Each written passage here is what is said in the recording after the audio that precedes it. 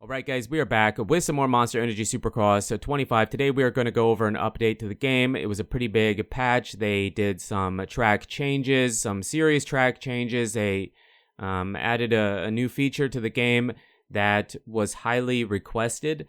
And it is actually kind of game changing, if you ask me. We'll go over that, some online stuff, and maybe a few other odds and ends. But yeah, let's just jump into it and check it out. Okay, so first up, let's go over the track changes. We have 3 tracks, actually the final 3 tracks, I believe, that Milestone still needed to adjust the jumps, the layout, and all that stuff. So I believe with these 3 tracks, Milestone has honored what they said they'll do, where they were committed to going back and redoing kind of, if you will, all 17 official Supercross tracks, and this should finish it up. We have Pittsburgh here, and Pittsburgh, aside from the jumps and the rhythms were built up a decent amount, they did change the section before the Supercross triple at the end, and then they did change the whoop section. Before it was jumps in and then the whoops, but then in real life they decide to make that different, and so it's whoops and then the triple on step off. So Pittsburgh definitely better. Denver here, Denver, in my opinion, probably from the 3 tracks that we got today, probably had the least amount of changes to it. I mean, the rhythm section after the Supercross triple is definitely built up and you take it a bit different, but that's mostly it. At the end, right before the finish line, it's a little bit different as well, but overall, mostly what Milestone went back and did was they built the jumps up on this track. Not too many changes, but overall it's still better. I mean, we know that the way these tracks were in the beginning, Denver specifically here, had really small jumps. I mean, you couldn't hit a bunch of the fun rhythms. I mean, this rhythm section before the finish line is a bit different. We can take it the way they did in real life, but overall it is pretty similar. And then coming up here for the final one, we have Salt Lake City. Now, this track did have some pretty major changes to it. Now, the layout and where the jumps were, for the most part, is the same. For the most part, but they did build up the jumps, and then they did change the rhythms a bit. The first big rhythm section was a triple, and then there was a jump over a table, but they took the table out, so that rhythm section is a little bit different.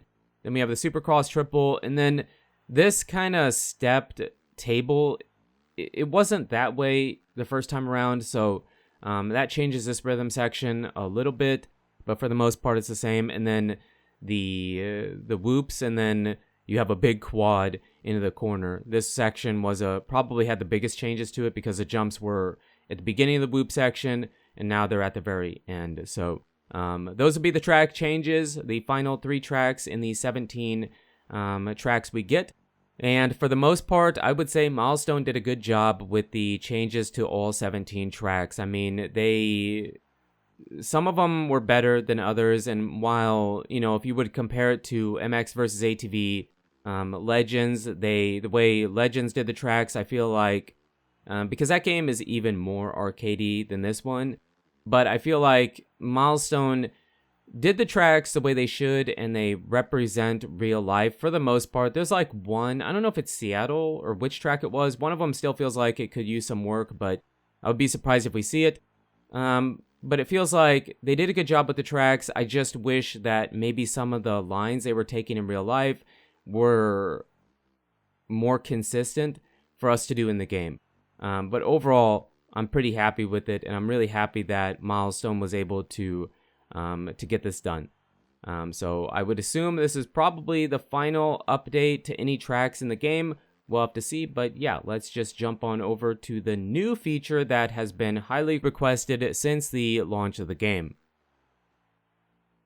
Now, what game feature are we talking about? Dynamic cornering camera. You know how people, and myself included, weren't really, happy with the way the camera would move and turn in corners. Specifically in corners, well, you can turn it on or off now. Now, I will show you a lap here with it turned off just so you can see it, and if you're familiar with the game or if you've been playing it a bunch, you can see the differences. But after this lap, I do have a side-by-side comparison, just for the people that might say that it doesn't make any difference, because it actually is quite a bit different. So for a majority of the time I was recording gameplay, I was using the dynamic camera on. I wasn't going to change it until we got to that part of the video. When I turned it off, it felt way different. I actually had a hard time playing the game with it turned off because I've gotten kind of used to the way the dynamic camera is in this game. And so it felt very weird when it wouldn't try to turn around you, you know? So I had a hard time with it. And then when I went back, because I thought, well, you know, I like it, and people that wanted this probably will use the dynamic camera turned off. But I kind of decided that I had gotten too comfortable with the weird turning, you know, having the dynamic camera on. So I went back to having it on, and I couldn't play the game that way either. So because I had kind of gotten used to it being turned off. So in trying the camera out, I kind of messed myself up for the entire game, and I couldn't play it either way. But here we have the side-by-side comparison. We have the original dynamic camera on the right, and then on the left, the dynamic camera is turned off. So yeah, you can see a side-by-side comparison here. It is very obvious. It is quite a bit different. I would say that for the most part, again, I already kind of said it, but if you don't like the dynamic camera, you'll probably like this feature a lot. And in my opinion, it is kind of game changing, because this was one of the highly criticized things about Supercross 25, that a lot of people didn't like the way the camera turns around you, mostly in the corners. So they gave you a feature to turn it off, because they probably knew some people are okay with it. So now you can choose which one you prefer and play in the way you want. So good change, one of the best changes in this patch, in my opinion. Let me know in the comments what you guys think about it, and which one you prefer to play in.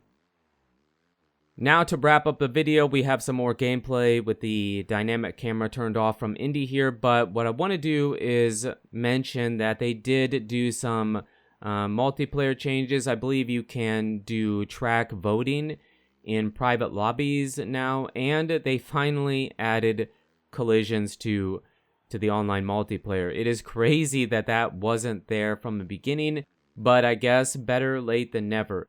They did some other stuff, but that was mostly what they did for the multiplayer. Unfortunately, we still don't have the ability to choose, lobby lists, but I don't think that probably will ever make it into the game. I hope it does, but I feel like it probably won't. I feel like if that was going to be done, they probably would have been working on it and had it released to the game by now. But that's what they did mostly for the multiplayer. And what I want to talk about here before we wrap up the video is this the final Monster Energy Supercross 25 update? Will we get any more? Milestone has supported this game more and longer than any other game I can think of. Usually when they do a game, sometimes there's no DLC, no patches, no nothing.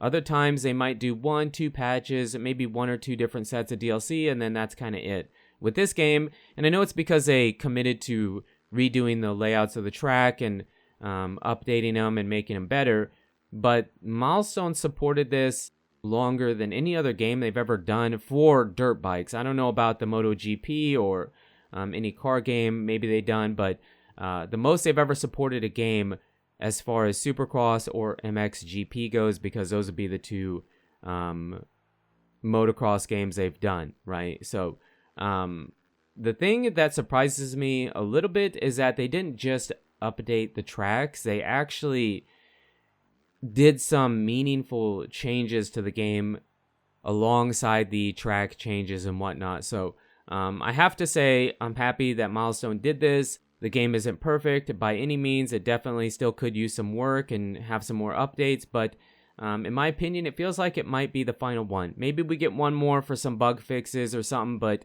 I feel like this may have been the final big patch to the game, aside from the DLCs that need to come out, the 2-stroke pack, the second half of the 2-stroke pack, and then the 3 super motocross tracks. So let me know in the comments what you guys think. How did you feel about the patch? How do you feel about the camera, the tracks, all that stuff? But you guys and girls are absolutely amazing. Thanks so much for the support on the channel lately. It really does mean a lot. And until the next video, take it easy.